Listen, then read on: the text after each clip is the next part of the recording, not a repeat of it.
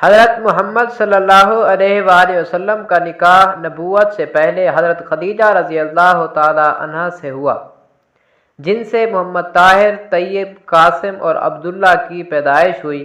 وہ سب بچپن میں ہی انتقال کر گئے۔ نبوت کے 8ویں سال حضرت ماریہ قطبیہ کے بدن سے ایک اولاد ہوئی جس کا نام ابراہیم تھا، لیکن حضرت ابراہیم کا بھی بچپن میں انتقال ہو گیا۔ لہذا مشرکین مکہ سے ایک گستاخ عاص بن واصل نبی صلی اللہ علیہ وآلہ وسلم کو یہ طعنہ دیتا تھا کہ اب محمد صلی اللہ علیہ وآلہ وسلم بے نسل ہو گئے۔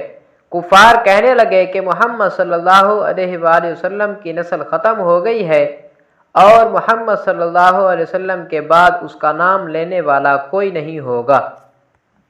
لہذا کفار کے رد میں سورۃ کوثر کی آیت نازل ہوئی جس کا ترجمہ ہے، اے نبی آپ کی نسل نہیں گھٹی بلکہ آپ کا دشمن ہی بے نقاب اور بے نسل ہو جائے گا۔ لہذا 15 رمضان سن 3 ہجری کی شب مدینہ منورہ میں حضرت امام حسن رضی اللہ تعالی عنہ ان آیات کی تفسیر بن کر پیدا ہوئے، اور آپ رضی اللہ تعالیٰ عنہ کی ولادت نے رسول اللہ صلی اللہ علیہ وآلہ وسلم کے دامن سے مقتول نسل ہونے کا دھبا صاف کر دیا۔ نبی صلی اللہ علیہ وسلم کی ذریت کو وہ کثر عطا کی گئی کہ قیامت تک دنیا میں اہل بیت اور سعادات کا سلسلہ جاری رہے گا۔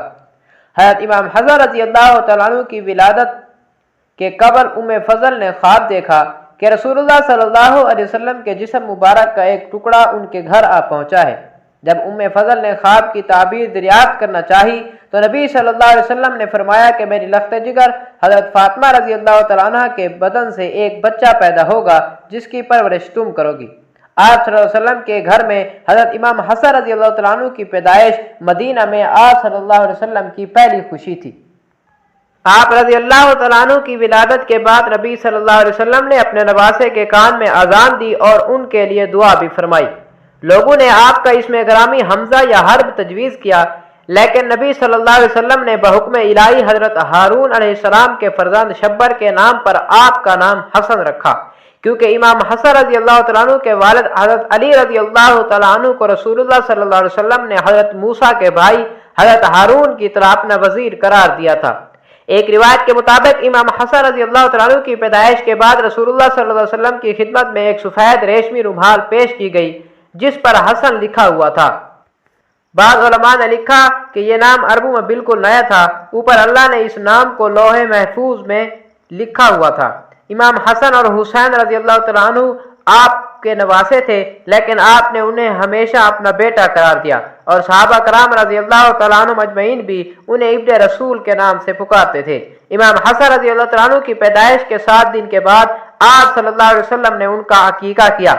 امام حسن رضی اللہ تعالیٰ عنہ نے 7 سال اپنے نانا کے زیر سایہ گزارا۔ آپ صلی اللہ علیہ وسلم کو اپنے نواسے سے بے حد محبت تھی۔ آپ صلی اللہ علیہ وسلم فرمایا کرتے تھے، اے اللہ میں حسن کو دوست رکھتا ہوں، تو بھی اسے دوست رکھ، یہ میرا بیٹا سردار یعنی سید ہے، اور حضرت حسن و حسین رضی اللہ تعالیٰ عنہ اس دنیا میں میرے 2 بیٹے ہیں۔